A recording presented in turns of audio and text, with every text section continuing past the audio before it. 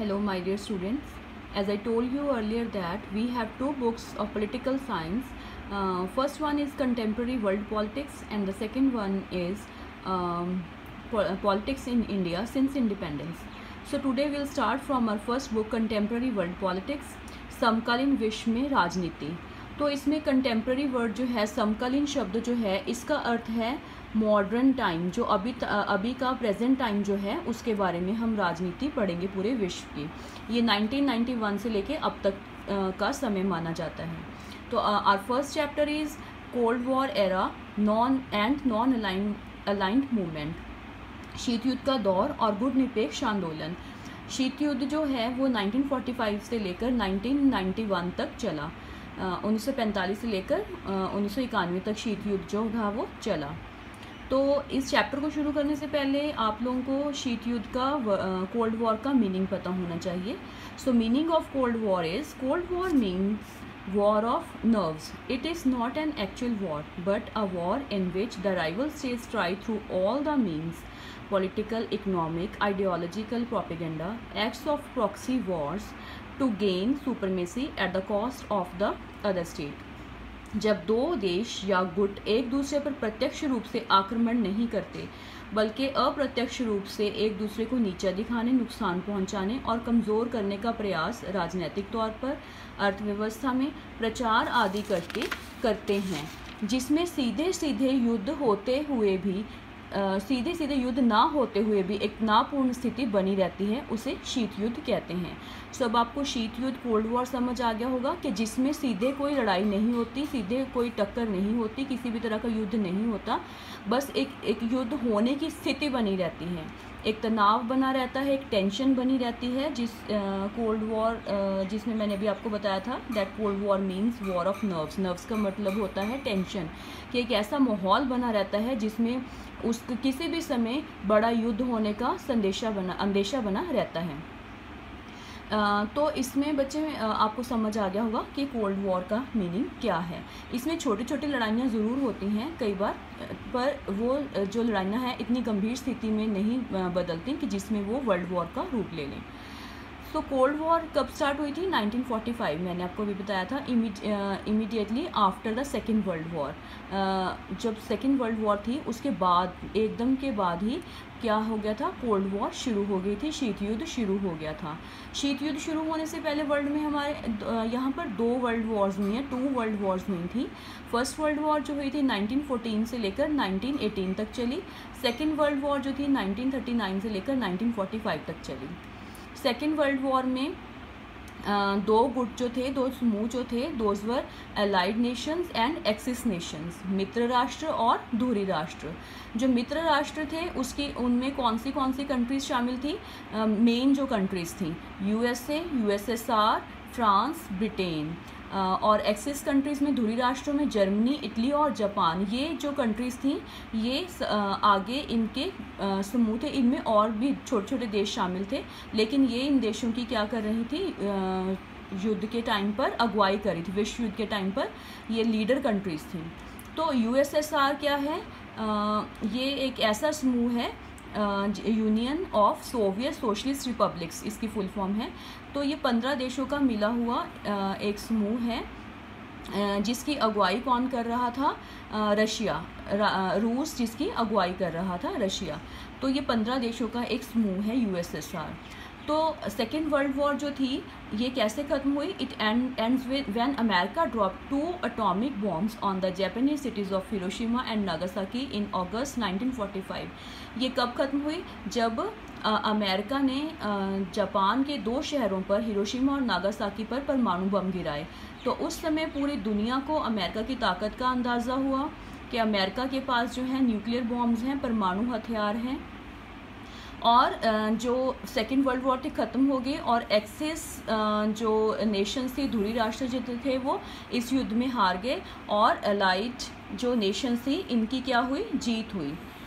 तो इस जीत के बाद क्या हुआ, एकदम से ही क्या हुआ कि ये जो फ्रांस और ब्रिटेन थे ये तो बहुत कमज़ोर हो चुके थे सेकेंड वर्ल्ड वॉर के टाइम पे, इकोनॉमिकली भी और पॉलिटिकली भी। तो इनमें तो इतनी ताकत नहीं थी कि ये पूरे वर्ल्ड में एक ताकत के रूप में, एक वर्ल्ड पावर के रूप में सामने आते। अब बची कौन सी दो countries, USA and USSR.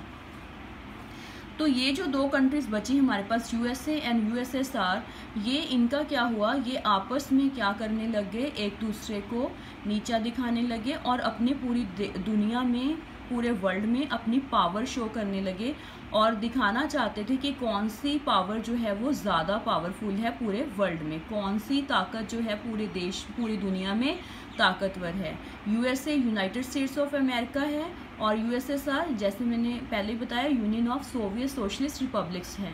USA जो थी इसकी आइडियोलॉजी क्या थी, कैपिटलिज्म, ये पूंजीवाद को फॉलो करती थी, और यूएसएसआर कम्युनिज्म जो साम्यवाद को फॉलो करता था। पूंजीवाद और साम्यवाद, ये जो धारणाएं हैं, आइडियोलॉजीज़ हैं, इसके बारे में मैंने आपको पहले ही बताया हुआ है बेटा, क्लास +1 में 11th में हमने पढ़ा था, तो आप इसके बारे में और भी अपनी बुक्स में से पढ़ सकते हो। इसके बाद क्या हुआ, ये जो टाइम था कोल्ड वॉर का टाइम था, इसमें 1961 में एक घटना के बारे में बताया जाता है, that is Cuba missile crisis, जिसमें क्या था, क्यूबा मिसाइल जो संकट था, क्यूबा का संकट आया था, वो 1961 में आया था। क्यूबा क्या है, क्यूबा एक छोटा सा आइलैंड है जो अमेरिका के तट के साथ लगा हुआ है। This you can see in the map, ये आप मैप में देख सकते हो, हमारी बुक्स के पीछे एक मैप बना हुआ है, वर्ल्ड मैप है, आप वर्ल्ड मैप में ये देख सकते हो। लेकिन क्यूबा जो था इसका गुट, ये कौन से गुट में शामिल था, यूएसएसआर में। ये किसके साथ इसका जुड़ाव था, यूएसएसआर के साथ था, सोवियत संघ के साथ इसका जुड़ाव था। पूरी दुनिया जो थी वो दो गुटों में बढ़ती जा रही थी, अमेरिका और सोवियत संघ में, यूएसए एंड यूएसएसआर में।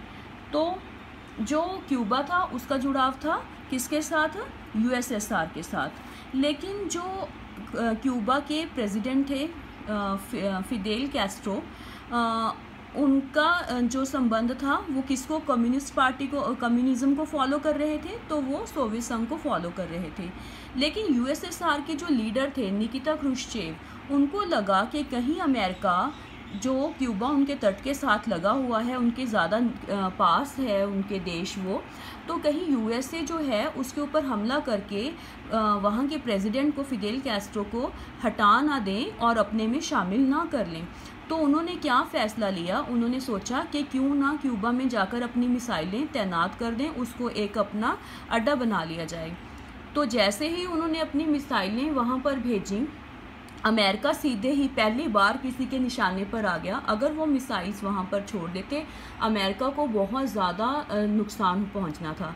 लेकिन इस बात की भनक कैसे किसको पता चल गई, यूएसए के प्रेसिडेंट जॉन एफ कैनेडी को इसके बारे में पता चल गया।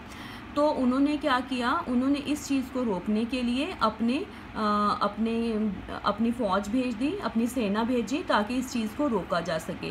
तो उन्होंने जब अपनी ये सेना भेजी तो ये जो यूएसएसआर था उन्होंने अपनी शिप्स को वापस, वॉर शिप्स जो थी उनको वापस बुलवा लिया, ताकि वहाँ पर क्या था, वर्ल्ड वॉर की स्थिति बन चुकी थी, युद्ध ना हो जाए, इसीलिए उन्होंने अपनी वॉर शिप्स को वापस बुला लिया।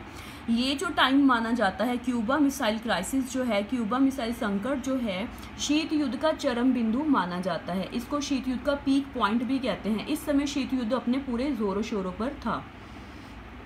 तो इस तरह से हम देखते हैं कि पूरी दुनिया जो थी वो दो गुटों में बंट चुकी थी। पूरी दुनिया में दो गुट बनते जा रहे थे। इसका कारण क्या था कि जो अमेरिका था और जो यूएसएसआर था वो दोनों क्या चाहते थे, इन्फ्लुएंस करना चाहते थे, प्रभावित करना चाहते थे पूरी दुनिया को। वो चाहते थे कि उनकी जो आइडियोलॉजीज़ हैं वो पूरे दुनिया में, पूरे वर्ल्ड में वो उनका राज हो। और अमेरिका भी यही चाहता था कि वो वर्ल्ड पावर बन सके। और दोनों कंट्रीज़ ने क्या किया, बड़े बड़े पैमाने पर क्या बनाना शुरू कर दिया, न्यूक्लियर बॉम्ब्स बनाने शुरू कर दिए, बहुत ज़्यादा कैपेसिटी वाले। जो बॉम्ब्स हिरोशिमा नागासाकी में यूज़ हुए थे, फैटमैन और लिटिल बॉय नाम से ये बॉम्ब्स के नाम रखे गए थे, उनकी जो क्षमता थी, उनकी जो पावर थी, उससे कई हज़ार गुना पावर वाले बॉम्ब्स इन्होंने बनाने शुरू कर दिए, न्यूक्लियर वेपन्स इन्होंने बनाने शुरू कर दिए।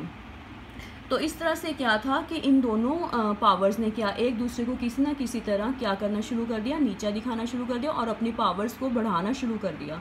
तो इस तरह से पूरी दुनिया जो थी वो दो गुटों में, टू पोलर्स में, टू ब्लॉक्स में बंटने लगे। क्या क्या चीज़ों हम कह सकते हैं, टू ब्लॉक्स कह सकते हैं, टू पोलर्स कह सकते हैं, टू कैंप्स, गुट कह सकते हैं, ध्रुव कह सकते हैं। तो इन दो गुटों में, दो ध्रुवों में बढ़ती जा रही थी। तो ये पहला जो था यूएसए और सेकंड था जो यूएसएसआर था। यूएसए को वेस्टर्न अलायंस कहा जाता है और यूएसएसआर को ईस्टर्न अलायंस कहा जाता है। जो वेस्टर्न अलायंस था, पश्चिमी गठबंधन, उसमें उसने क्या किया, बाकी देशों के साथ मिलकर सैनिक समझौते करने शुरू कर दिए और उसने 1949 में नाटो की स्थापना की, नॉर्थ अटलांटिक ट्रीटी ऑर्गेनाइजेशन की स्थापना की। तो इसके जवाब में जो पूर्वी गठबंधन था, ईस्टर्न अलायंस था, यूएसएसआर था, जो उसने वारसा पैक्ट बनाया 1955 में। इसके बाद जो पश्चिमी गठबंधन था, वेस्टर्न अलायंस था, यूएसए था, उसने सीटो और सेंटो बनाए, सैनिक गठबंधन बनाए। और इसके जवाब में ईस्टर्न अलायंस ने क्या किया, जो अपने रीजनल कंट्रीज थी, अपने रीजन के आसपास जो उनकी कंट्री थी, जैसे कि नॉर्थ वियतनाम हो गया, नॉर्थ कोरिया हो गया और इराक, इनके साथ अपने सैनिक गठबंधन बनाने शुरू कर दिए। तो पूरी दुनिया जो थी वो दो गुटों में बढ़ चुकी थी। लेकिन इसी स्थिति में कुछ ऐसे देश भी थे जो इन दोनों गुटों में शामिल नहीं होना चाहते थे, जिनको गुट निरपेक्ष देश कहा जाता था, नॉन अलाइंड कंट्रीज जो थी, जिसके बारे में हम अपने सेकंड लेक्चर में पढ़ेंगे। तो अब बच्चे आप इससे रिलेटेड जो चैप्टर के से रिलेटेड पिक्चर्स जो हैं वो मैं आपको सेंड कर देती हूँ। आपने हो सकता है बुक्स भी डाउनलोड कर ली हूँ, otherwise I send you the link जिससे आप बुक्स को डाउनलोड कर सकते हो और इस चैप्टर को पढ़ो अच्छे से बैठकर। इसके बाद मेरे को आपके रिस्पॉन्सेज चाहिए। अगर कोई आपको समझने में कहीं पर भी कोई दिक्कत आई है तो आप मेरे को व्हाट्सएप मैसेज के थ्रू दोबारा इसको पूछ सकते हो। Thank you, have a nice day.